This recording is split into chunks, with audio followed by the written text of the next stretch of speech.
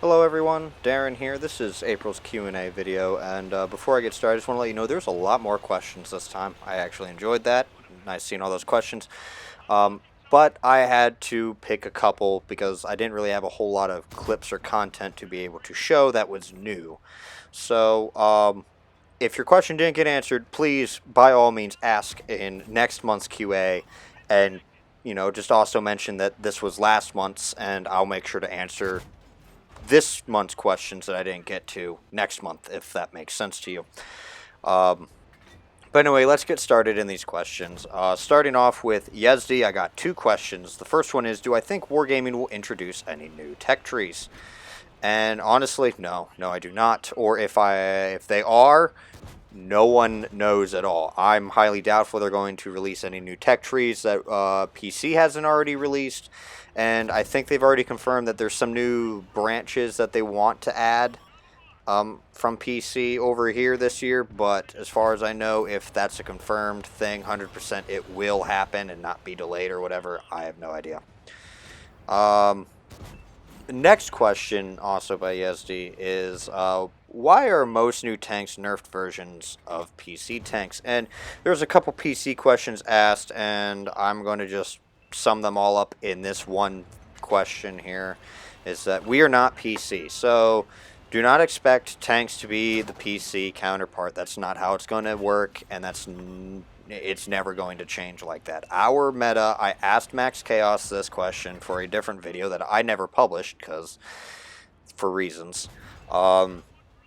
And the reason is that one of the reasons why they balance tanks is based on our meta. And I asked what our meta is compared to PC, and that is just we are more aggressive. We are more aggressive players compared to PC because on PC they're more cautious, they're more smart and tactical about their movements most of the time. We are just like, this is Call of Duty, we're just going to rush in, and you see this evidently in almost every game. There's just somehow someone dies in like 30 seconds into the battle, whether intentional or not. It's just we're naturally more aggressive. That's, our battles are much shorter compared to PCs. PCs might be like 7 minutes or so at the shortest. Ours at the shortest could be anywhere from like 3 minutes to 5, with, full-time battles being very rare. So, again, we're not PC, and, having tanks come in exactly like the PC ones would probably actually break matchmaking more than you actually think it would be. So, they come in nerfed, they come in adjusted, and there's nothing really we can do about that until we as a community happen to change our playstyle, if that is 100% the reason why. Another two questions by RK11 is my thoughts on the April Fool's mode. Honest to God, I completely forgot what our April Fool's mode was, so that kind of pretty much sums it up, really. I wanted to go and look at what our April Fool's mode was, but I really wasn't motivated at all to go find out what the April Fool's mode was. Because, honest to God, if I completely forgot what our April Fool's mode was for this year, I think that pretty much answers the question. Do I plan to go up the new Swedish line? Well, I actually ground out the Swedish line the day it dropped. I got up at 5 a.m. to get started on it. So, and then I found myself quickly free XPing to the top tier, Tier 9, really quickly. I did not like the Tier 8, and I did not like the Tier 9 stock. But tier 9 and up fully upgrades, pretty nice. Chopper Mir asks two questions. And he asks, what changes would I make to the machine and the chisel? They seem to be in need of a nerf. Well, to go into that, personally, I don't think the machine is as broken as people seem to believe. Or at least not as broken as, like, the 279E. The 279E is like, the only times I've ever actually been able to fight the thing is if I'm spamming heat at its front, which I know not a whole lot of people like fighting using heat all the time. And the other thing is to try and get around the side, but sometimes that's just not even possible. You're not able to get around to his side or his flank or anything like that. So sometimes you're forced to fire premium, and if you don't have premium loaded or you're out or anything like that, you almost will not be able to fight that thing. You will not be able to fight and beat it. on his level. So I would say that's a little bit more broken than the machine or the chisel. The machine, you know, when it first came out, you know, people thought, oh, this is going to be the most OP thing because you can't pen it frontally. But then it was like really quickly, probably about like a week after the thing came out, I discovered that there's 5 weak points on the tank. I don't really want to give up, you know, 2 of those weak points because, you know, I don't, it's like, it's kind of that learning process there. Once you discover them, you're like, oh my god, this is super easy to deal with now. And I'm sure some of you have probably, you know, shot at these weak points and not even realized that they were weak points from a certain angle. But the other 3 are the cupola for obvious reasons, and then those like little small angled cheeks just above the tracks or the fender when you're facing it front on. Those are 3 of the 5 main weak points on the front that, you know, you can deal with. That tank is not that big a deal. Yeah, it can clip you out. Yeah, it's got a fast reload. Yeah, it's got like the pre-nerfed, you know, 50-51 gun. But, you know, now that I know that the 5 main weak points frontally when the thing's rushing me, that thing's not a threat to me anymore at all. It's honestly not. Same thing with the chisel. I can kind of see it being a problem when it's hull down because, you know, it's got a 120 millimeter gun and a 48 Patton turret. So, you know, it's kind of like a hull down beast. But if you catch it, you know, with its hull exposed, you guys got to remember it's a Centurion hull. You know, yeah, it might have some spaced armor, but as long as you're not spamming heat or HE at the thing, it's really not that big a deal. It's not like it's an absolution. You know, I'm able to go through the side and front of the chisel with standard Action X rounds. You know, it's not really that big a deal. The only tanks I could see possibly struggling with it are the light tanks at tier 10. But, you know, that's just because their pen drop, I believe, is weaker than everyone else's. So, yeah, beyond that, that's a little bit of the issue. But, I mean, the light tank's pretty fast and maneuverable, so you should be able to get around the thing relatively easy, especially if you're in, like, a wolf pack.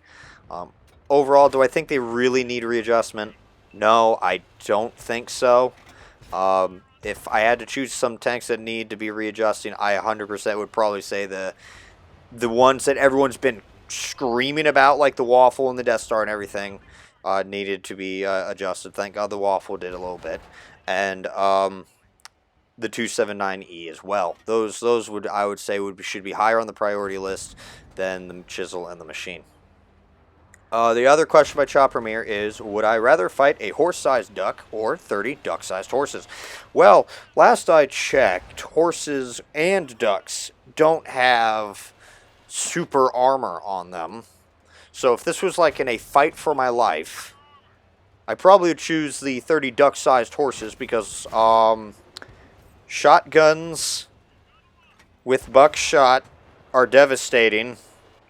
And since, you know, if they're grouped together in like their little flocks or herds, whatever duck-sized horse things would be in, that would be devastating to them. I could probably just a full tube of shells in a shotgun probably would take care of that issue, and, you know, easy, quickly.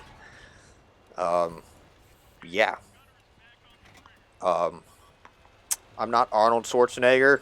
I'm not a Terminator. I would not want to fight a horse-sized duck. Yeah. Geese. Geese are very aggressive. If I hate geese and they're smaller than me and I could technically punt them across, you know, the street, if that was even legal, I probably would, but those things are aggressive. I could only imagine what a 30, you know, a horse-sized duck would be, you know. Oh, God. Last question is by Luke W. He asks, what tier 10 TD should I get? And he went on a little bit more, and pretty much in summary, he's a bit of a beginner to our terms now. He's got under 10,000 battles. He made the mistake of going down his first TD being the 103B, and that's not really a tank that a beginner should get. So he asked that question. I went and I had my own thoughts, but I wanted to ask my review team, and we pretty much all agreed that the T110E4 is the #1 TD that a beginner or a person who's new to TDs should get if they're coming from tanks like heavy tanks, for example. The reason behind that is pretty much the characteristics of the E4. A lot of the good players, a lot of members from my former clan, Immortals, as well as even my review team, pretty much agree that the thing is a heavy tank in a TD body. It's got a turret that's able to rotate. Sure, you can't go all 360, but the armor is there. You have the turret. You got the mobility for the most part in terms of TD terms. I'm sorry, I have hiccups all of a sudden now.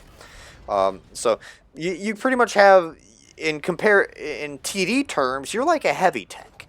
So if you're coming from a heavy tank, experience, you'd be able to adapt to the E4 a lot more than, going down a 103B or a casemate TD. It's much more flexible and it's much more forgiving in terms of the decisions you make with the E4 and the turret there.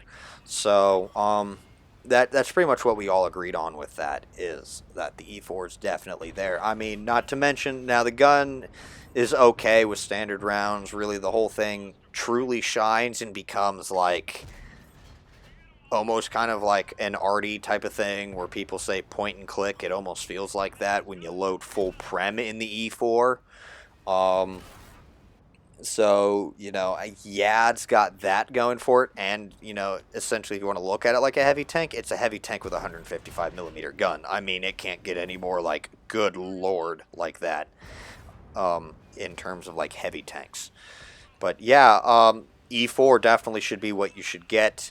And if you think that there's any good secondary tanks that a beginner should have, feel free to put them in the comments to this video. But we couldn't really come up with something that was similar statistics or characteristics wise to the E4 that would be a good other tank to look at. We figured the E4 was the best and only good option for a beginner to TDs to get.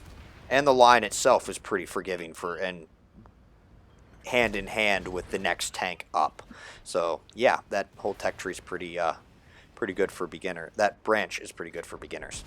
Overall, that's going to be it for April's Q&A. I'd like to thank you all for listening and watching. Look forward to May's Q&A coming up here in a few days. But other than that, that's going to be it. Stay healthy, everyone. Wash your hands.